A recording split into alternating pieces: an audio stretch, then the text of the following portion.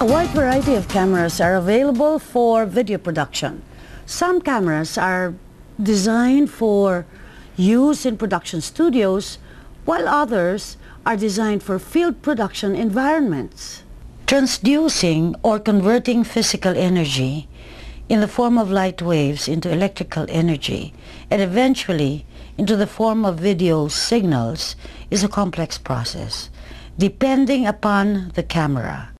Its input will be either an analog or digital signal. Each second of NTSC, or what we mean as National Television Science Committee of the USA, video is made up of 30 frames, which are individual static pictures. Each frame is itself created by interlaced scanning process, which virtually creates half of the frame every 1/60th of a second. Each of the picture halves is called a field. Although NTSC television signals can be converted to digital form, the standard is based on analog signal transmission.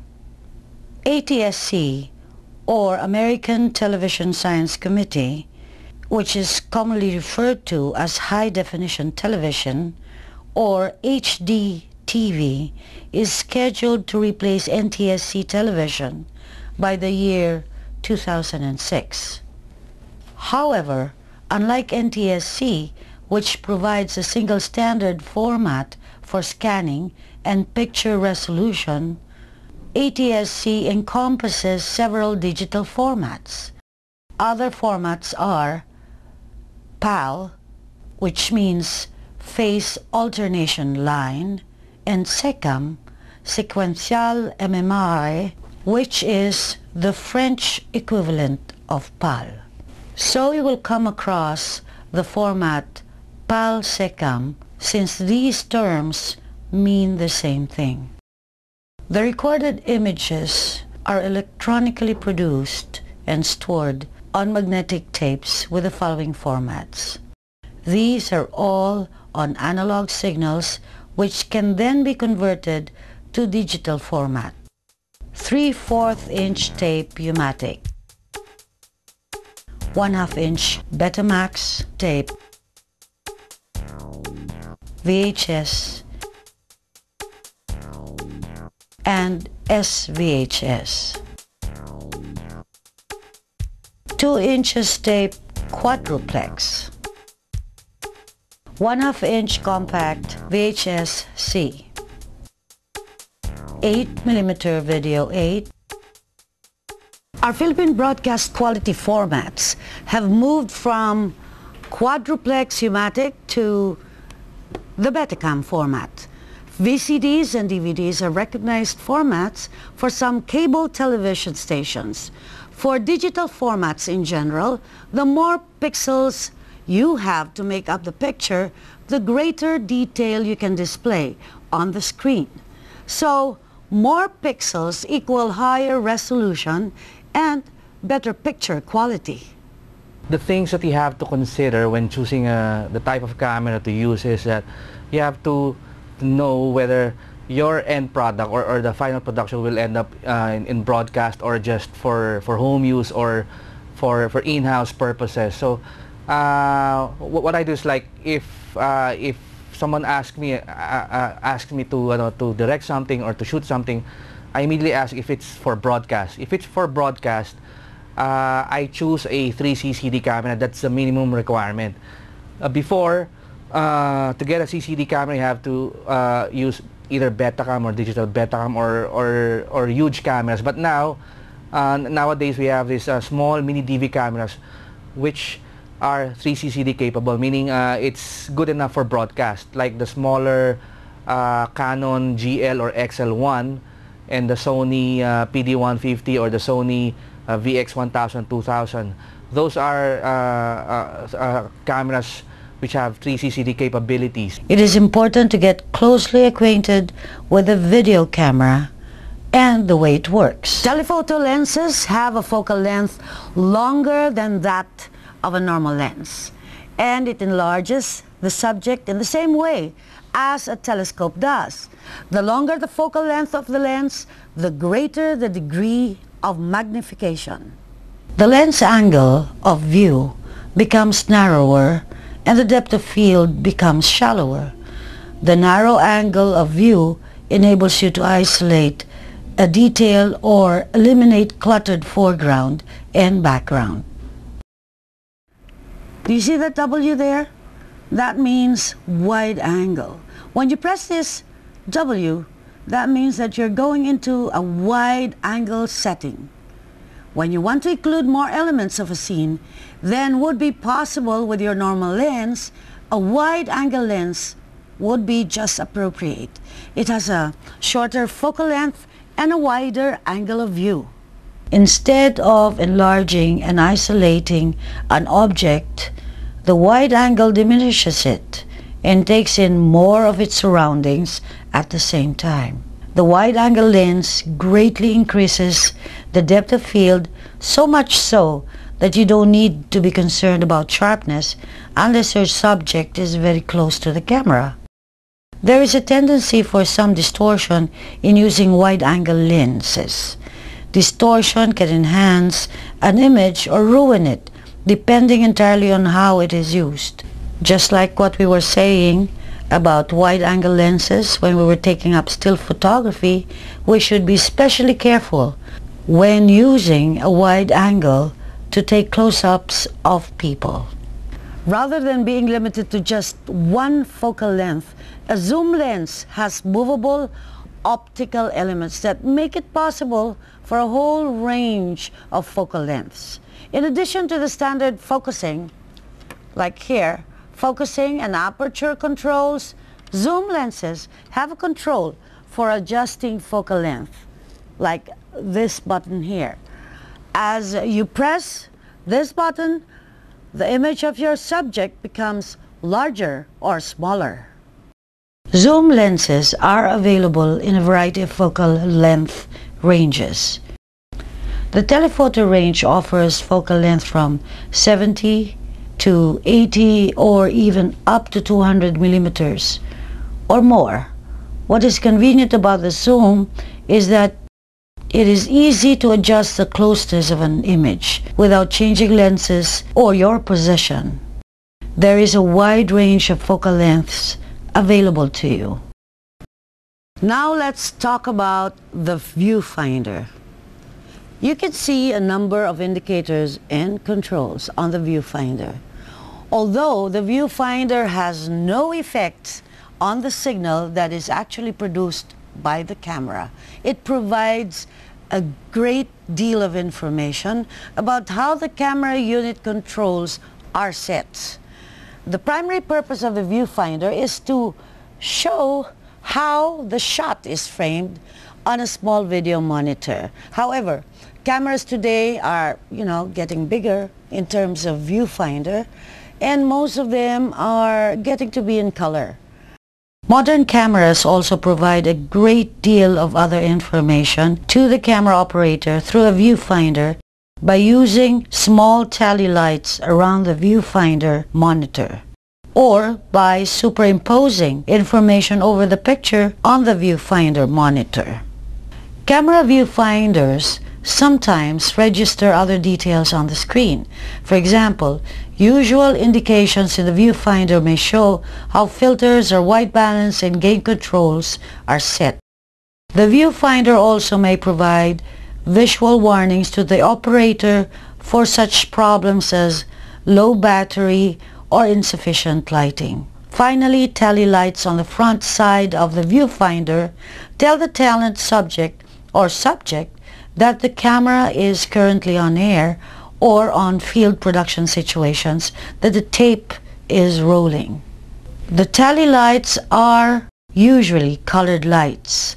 They are colored red. So if you see the red light turning on the camera, that means that the camera is on. At the same time, it also serves as the cue signal for the talent. Some professional cameras designed for both studio and field use, have a built-in filter system to compensate for Kelvin temperature differences between indoor and outdoor lighting.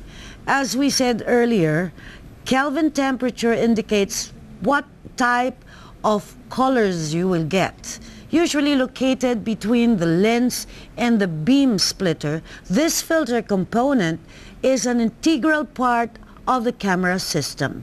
Typically, a camera has a rotating disc of filters for different lighting conditions. Number 1 is for tungstens, studio lamps, and sunrise and sunset. Number 2 is for bright outdoor light. Number 3, clouds or rain. This will depend on the camera we are using, of course. If the camera is kept on a studio, there's no need to ever change the filter setting. The studio position is always the correct one. If it is taken outside, in other words, if you do a field production, then the filter disc should be changed to one of the outdoor filters. These are both orange to compensate for the more bluish outdoor light, and the difference between the light outdoor filter and the cloud filter is the amount of neutral density, or what we call as ND, that is mixed with the orange filter. Neutral density filters are designed to limit brightness but do not adjust color.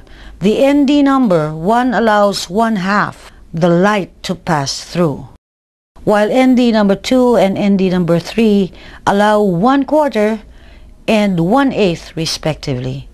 The filter for bright light has more neutral density than the one for the cloudy conditions. Sometimes other filters are part of the filter disc, or they are added to the front of the lens. For example, a soft contrast filter is used to create a fuzzy effect in a star filter. It gives a star effect that radiates from bright spots on the screen. White balance. An important control of the camera is the one that establishes the correct color balance by electronically adjusting the red, green, and blue components of the signal so that pure white looks, since different types of lighting have different Kelvin temperatures, some types of light may produce a bluish or reddish tint if no compensation is made. White balance, therefore, adjusts for different color temperature conditions. Depending on the camera, there are several ways of proper white balance that can be set and maintained. An increasing number of cameras have an automatic white balance control that continuously tracks light conditions and adjusts the white balance accordingly. Some cameras have one or more present white balance settings that allow the user to select a spread adjusted white balance setting for special lighting conditions. For these cameras, the preset may be labeled with color temperature or with lighting situation. Perhaps the safest way to ensure proper white balance is to manually set it yourself.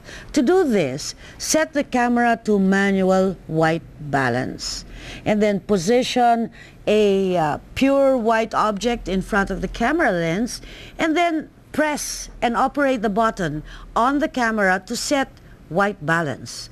Normally, you will need to hold the button for a second or two, and the camera will give some sort of indication in the viewfinder that proper white balance is set. The image size or the field of view, the camera operator should be familiar with various terms designating the size of shots desired for the field of view.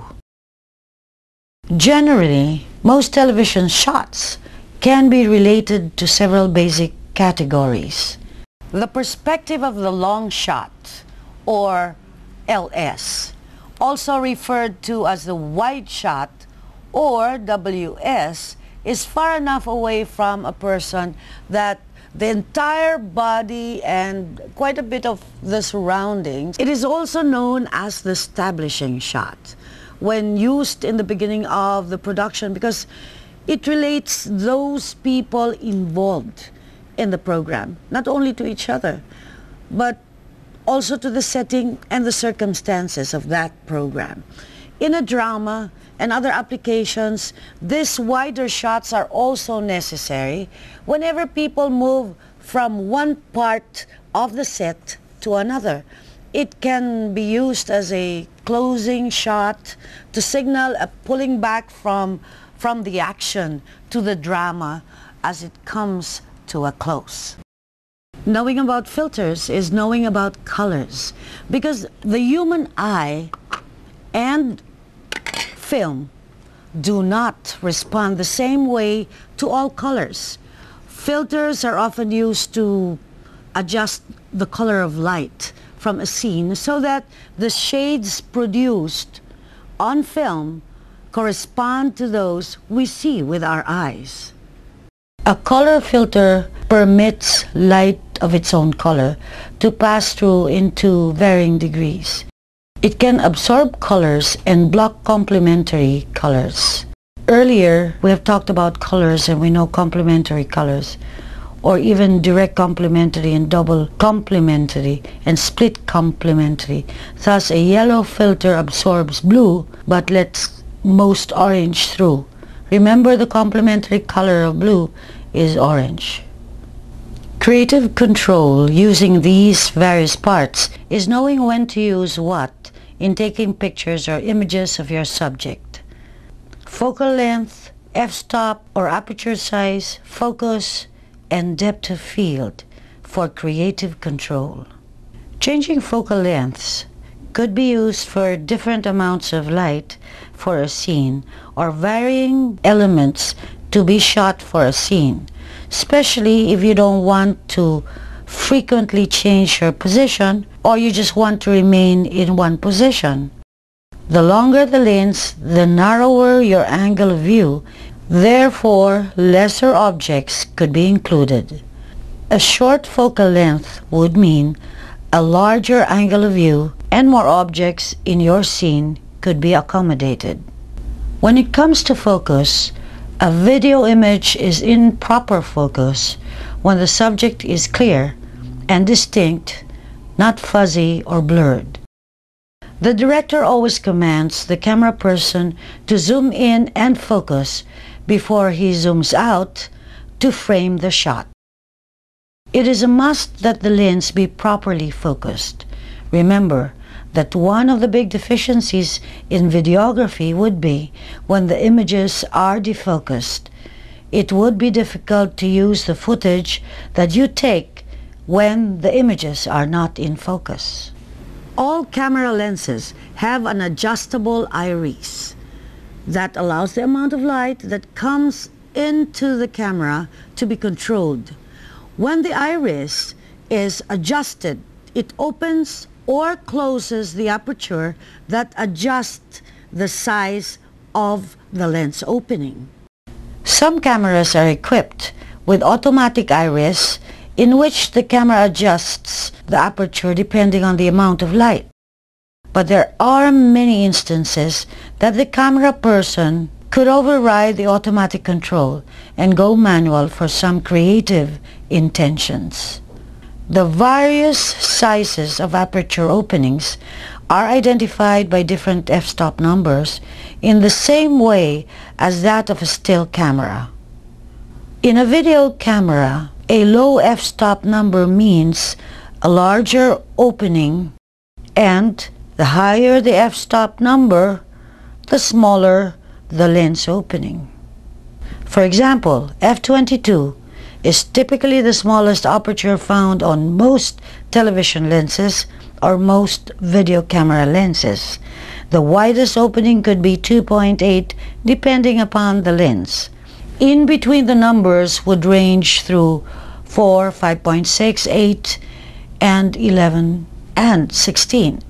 It must be noted that the camera person should not routinely think of f-stop as a means of compensating for bad lighting, but as a means to achieve the best lighting for a scene. So what do we mean by depth of field? It means that it is the distance between the nearest point at which objects are in focus and at the farthest point at which objects are in focus.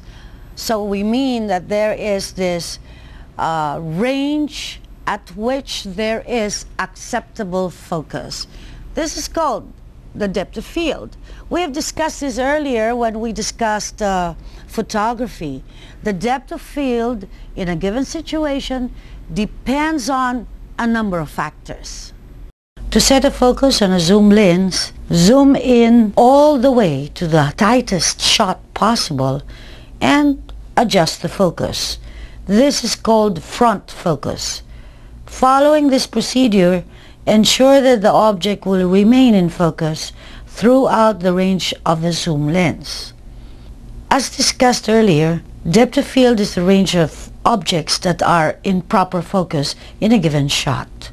Once the focus is set for a specific object, the other object adjacent to it will be out of focus, as will objects located farther away. Making sure that you can predict the location and the range of the middle ground where objects are in focus is important to the production planning process. The manipulation of depth of field is often used for artistic effects. In situations such as a sporting event, just like a basketball game, you might want to have a very large depth of field or deep focus so that fast-moving action will always stay in focus. In an interview situation, you might want to have a narrower depth of field so that the element in focus, the person being interviewed, is separated from the background. The best way to increase depth of field is simply to add light and to step down the lens. This allows the shot to remain the same, which will not be the case if attempts were made to change the focal length with a zoom movement or to change the camera to subject distance. Similarly, depth of field can be decreased by reducing the amount of light on the scene and opening up the lens, or by moving the camera farther away from the subject and zooming in. Another artistic effect that relates to depth of field is called the rack focus. In this type of shot, the camera operator or the camera person initially focuses on one object in the frame with other objects blurred, then smoothly adjusts the focus so another object in the frame will come into focus, and the one in front of the frame is then defocused. Let us see how it looks.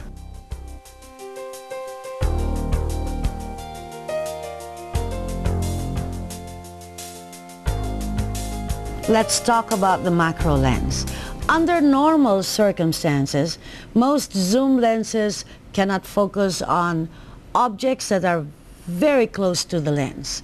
For instance, it may not be possible to set your focus on a small insect that is being held 8 inches from the lens. However, on lenses equipped with a macro lens adjustment, it is possible to set focus on objects very close to the lens by moving the macro lever attached to the lens.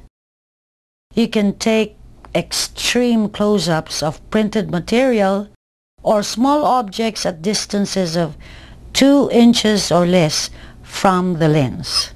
Similarly, in the movies, like Spider-Man, you see this kind of focus, the zooming in and the focusing close range on the finger of a Spider-Man, and you can see the hair growing from his finger.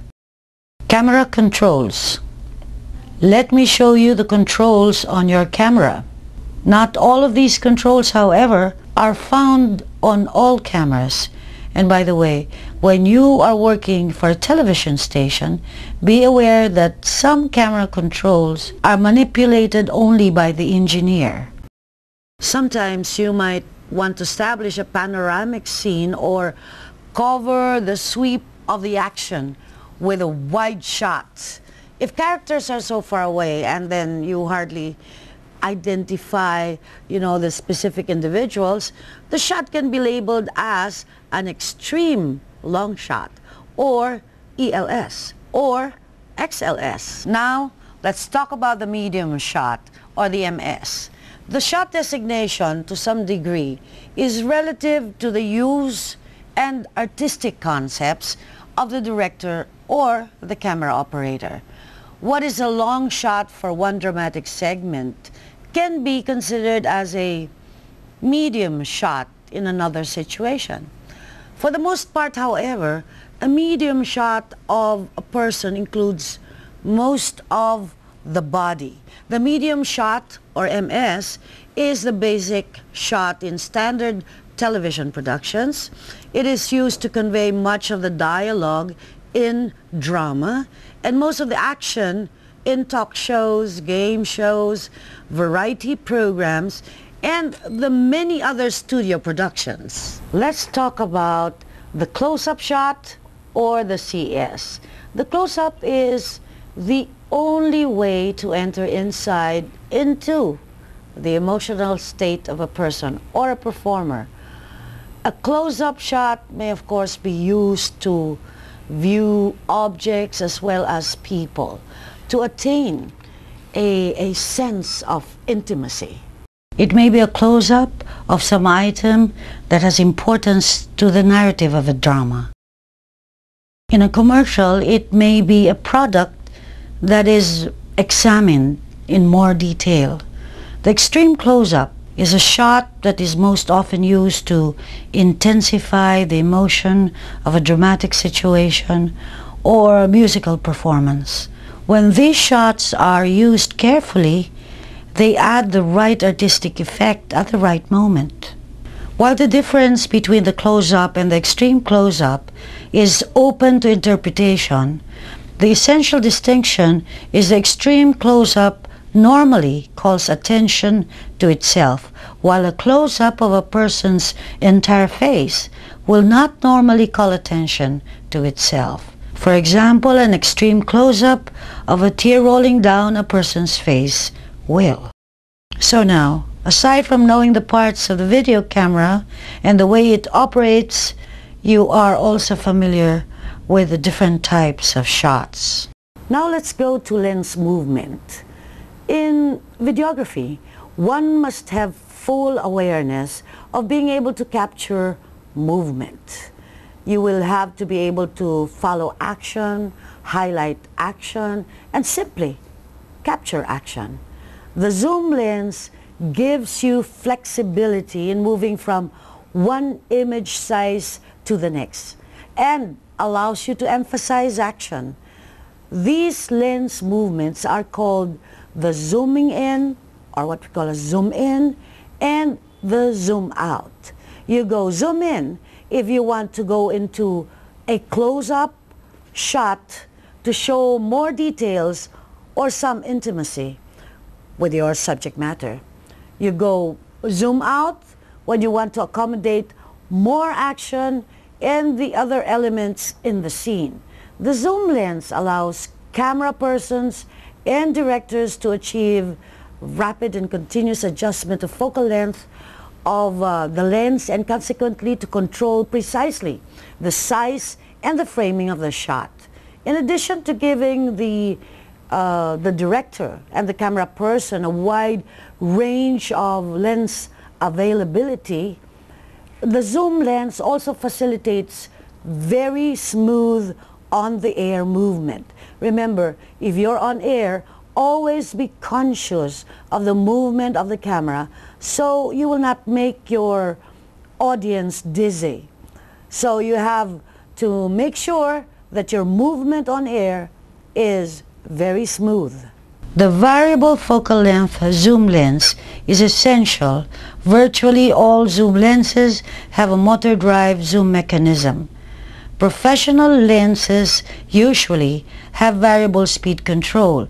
Generally, professional zoom lenses also provide a manual zoom control lever that allows the operator to manipulate it without the aid of the motor.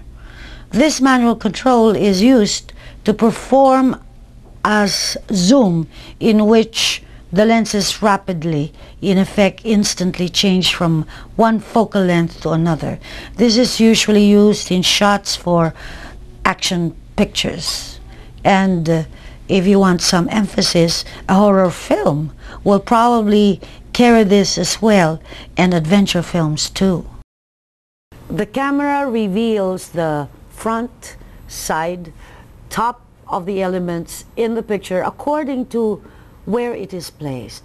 The changing of the direction in which the camera is aimed will also reveal different subjects.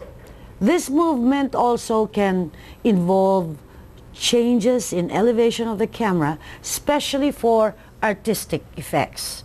The effectiveness of this operation is very dependent upon the hardware that provides movement and support for the camera.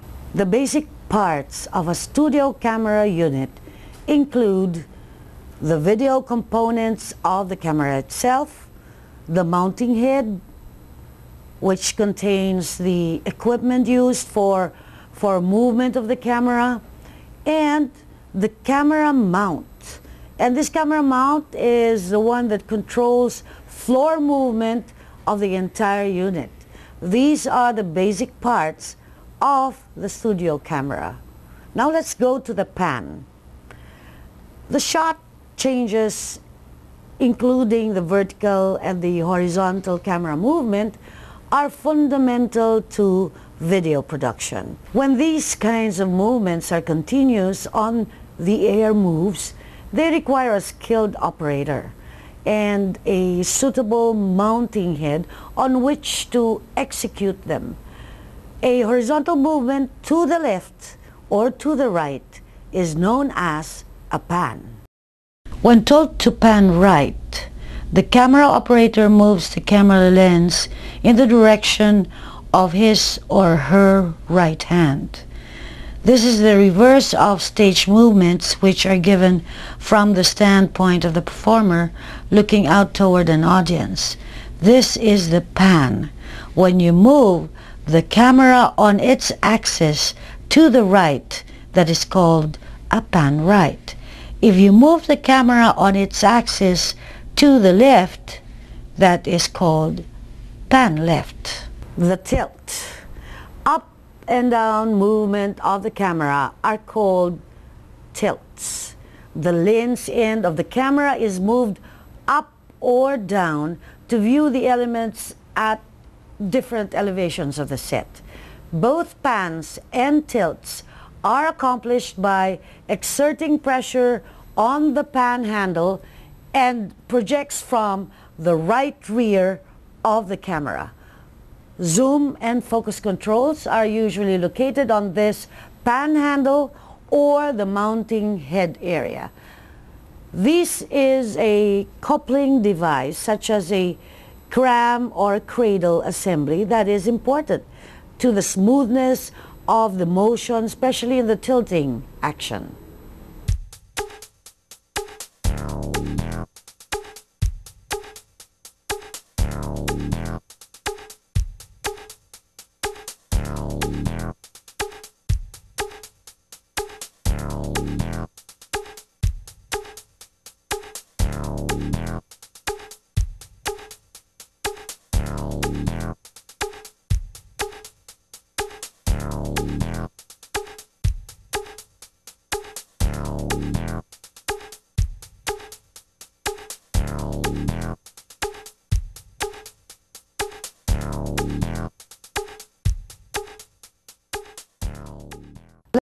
Let's go to the camera mounts. While both pans and tilts can be accomplished by simply moving the camera head Any change of camera position, whether done as on-the-air movement or simply by the purposes of changing the framing, other shot is accomplished through movement of the camera mount. To show the concept of the tilt, let's go into a description of the camera mount. The simplest and the least expensive camera mount is the tripod when used in the studio environment. This is the three-legged stand. It's usually fastened to a dolly base consisting of 3 casters. The casters can either rotate freely, which facilitates quick and easy movement of the camera in all directions, or can be locked into a non-movable position, resulting in a steady camera unit. The field model tripod has a crank-operated elevation adjustment that can be used to raise and lower the camera. Although not smoothly enough to be used on air, many tripods have no adjustments for height other than this laborious process of mechanically adjusting the spread of the tripod legs. Thus, there is no way to achieve any elevation changes during an actual production. The tripod, however, is lightweight, and most models are readily collapsible. This makes the tripod a desirable camera mount for most remote productions. The pedestal mount has been the standard for the production scenes since the beginning of television. Its distinctive feature is a central pedestal that can be raised or lowered with the assistance of weights or air pressure. It also has a steering ring that controls all 3 casters in a synchronized manner to allow smooth on-the-air camera movements across the studio floor. This ease and steadiness in camera movement have made the studio pedestal a must in studio production. Camera mount movements. One of the most obvious changes in picture frame is accomplished by moving the camera closer to or farther away from the subject. This is referred to as dollying the camera, and it produces a dolly shot. While the zoom lens may have reduced the use of dolly in and dolly out shots, this movement still has its uses. There is really a definite difference in the way the zoom lens would look at 2 separate subjects separated by 10 feet or so. And since zooming in is really a lens action, while dollying in is a camera action. Lateral movement of the camera and of its mount is known as tracking. A change of picture is accomplished as camera tracks right or tracks left, because the camera moves sideways without panning to the right or panning to the left. In the field, dollying and tracking moves normally cannot be attempted unless special tracks have been laid down to facilitate smooth, level movement. Usually, such moves are set up only for ambitious productions. Like high-budget dramatic programs or major sport events, a follow shot can use both the dollying and the tracking techniques in a camera movement. A follow shot can use both the dollying and the tracking techniques, and this is when the camera moves with the subject and maintains a constant distance from it. The camera circles around the stationary subject to reveal different aspects of the subject. An older move that is still used involves studio camera pedestals that are designed to facilitate a slight change in camera height. In this case, the word pedestal is used as a command verb, as the camera operator is asked, or the camera person is asked to pedestal up or pedestal down. In larger studios where train mounts or crab dollies are used, other effective movements are also possible. Training or booming, so crane up or crane down, boom up or boom down involves raising or lowering the crane or boom arm. The effect is similar to a pedestal movement, except that much vertical distances can be covered. Another kind of motion is the arm movement with the large crane. The boom arm or the crane can be moved left, right, up or down, or any continuing combination of these while the base remains stationary with both the crane and crab mounts. The camera operator retains control over the angle and tilt of the camera without all these moves. It should be noted that all these movements are difficult to use on the air when the zoom lens is at the position of high magnification or narrow angle. The slightest jerk or unsteady movement when the camera is moving will be exaggerated because the long lens, while magnifying the subject, is also magnifying the shaky camera movements. Talking about handheld cameras, for out-of-studio production works, the use of handheld cameras is very common, very important and very common.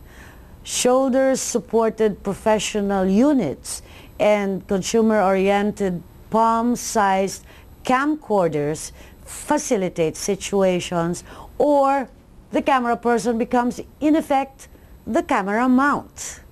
Since no mount is used, the camera operator is not constrained. So the camera operator can shoot not only in locations where mount can be set. The use of handheld camera can provide this great flexibility and thus considered indispensable for reality-based television, news, sports, events, and concerts. However, it is important that the operator of a handheld camera be able to keep the camera steady and avoid shaky shots and jerky movements. Such skill usually comes from practice, not only in building the arm and shoulder strength. The camera person can lean against a wall or keep the camera steady.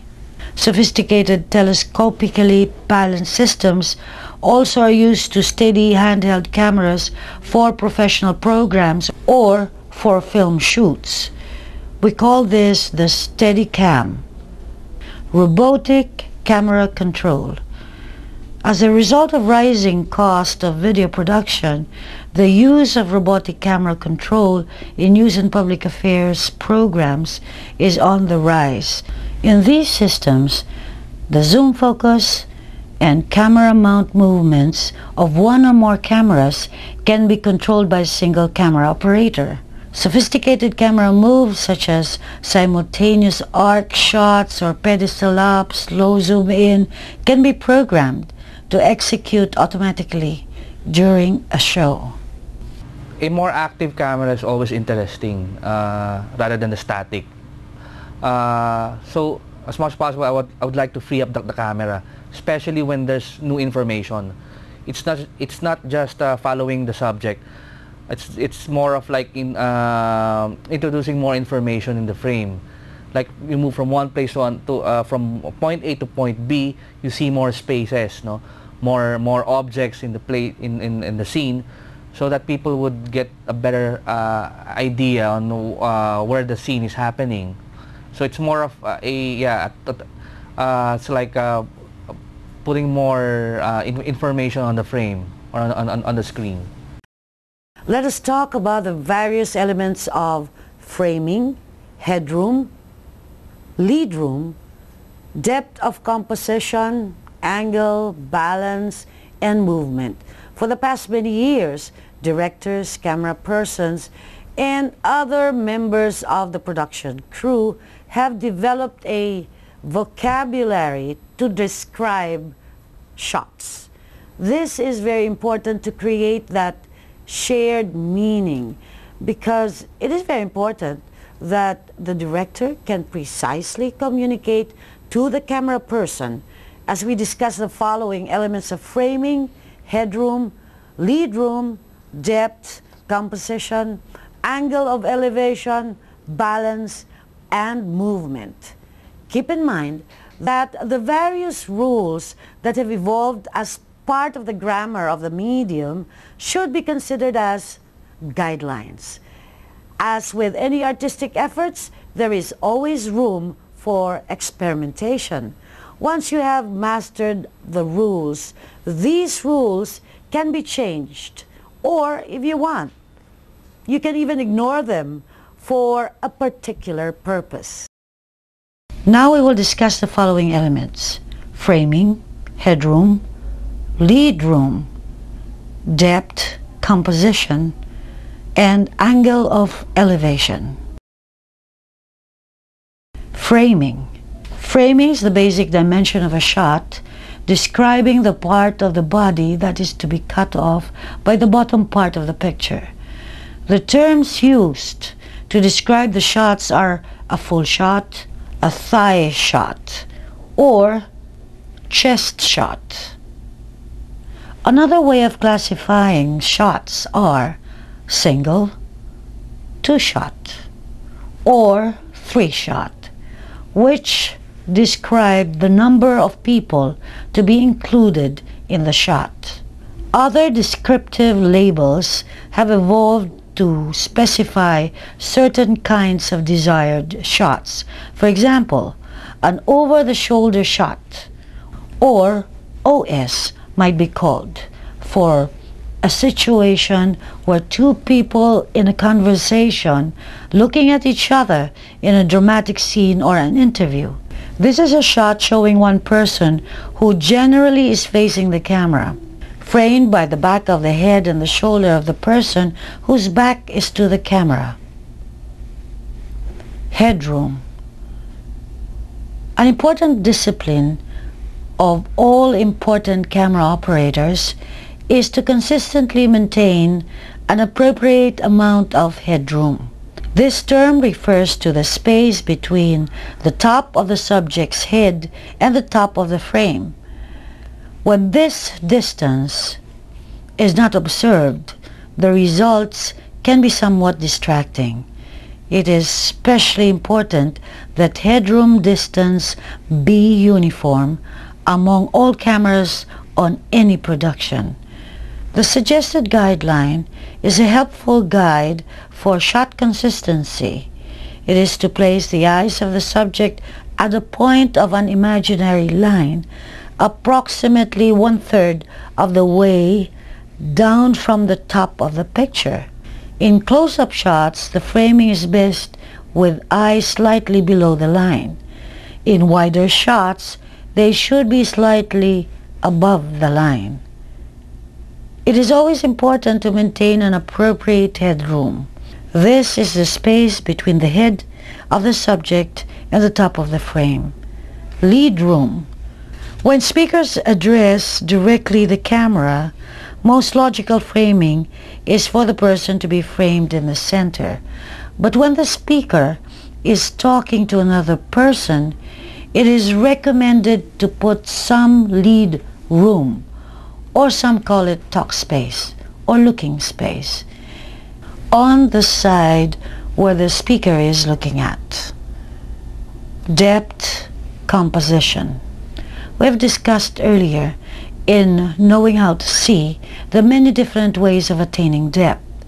Let me reiterate the awareness of the foreground, middle ground, and background, giving the feeling of some overlapping of elements and making use of size perspective. This will assure you of not attaining a flat visual image on your screen. Angle of elevation. It has always been recommended to take shots at eye level. When the talents are standing, it is always easy to take the eye level shots. However, when the talent is sitting down, it would help if they are on some platform or risers.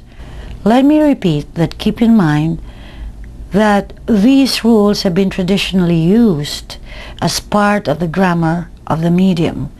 It is important to understand the basic purposes of these rules and guidelines, but it should not stop you from experimenting on your own. On the technical level naman, siguro a mastery talaga of the equipment that you have. No matter how conceptually excellent you are, excellent in the conceptual level, no? Kung hindi mo naman master yung hawak mong equipment, like the camera, at least yung camera, when to start recording and when to stop, all you get is are random footage na talagang walang sense. In choosing an angle, I was make it a point to examine if the shot or the shot size or the framing or the position of the camera. I always make it a point that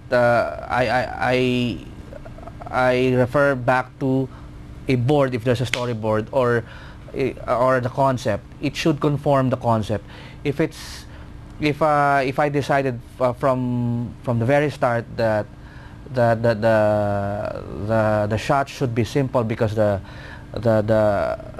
production is simple. I mean that's the overall design. So I stick to very conventional but powerful composition, which of course normally you have to make sure that you have enough good headroom if the subject is always moving, and enough space so that it will create a sort of a good direction for the eyes. Say for example, if it's an interview, it simulates that atmosphere that the interviewee is being interviewed by another person, something like that. But if it's a scene, no, and it moves a lot, no, the scene has to move. I make it a point that the camera is more mobile, meaning I could move around. I could easily spot where the subject is going to, and it's easy for me to contain all the objects I need to put in the frame. Lighting. Lighting is a very creative process, and usually there is no one right way to light a set. Safety cannot be overemphasized. In addition, lighting must be carefully planned so that it can be executed as quickly as possible in order to save time for actual production. Types of light: incident light and reflected light. Light exists in form of waves that moves in the speed of 186,284 miles per second. Variations of frequency of those waves account for how we see the differences in color. Visible light is part of a much larger electromagnetic spectrum that also uses X-rays and all frequencies of broadcast band. All light that comes to our eyes is one of two different forms of the same basic light energy. When it comes directly to a source such as the sun or light bulb, it is called incident light. The light that hits the objects around us and bounces it to our eyes is what makes us see. This is largely the result of reflected light that has first come in contact with some material surface before it enters our field of vision.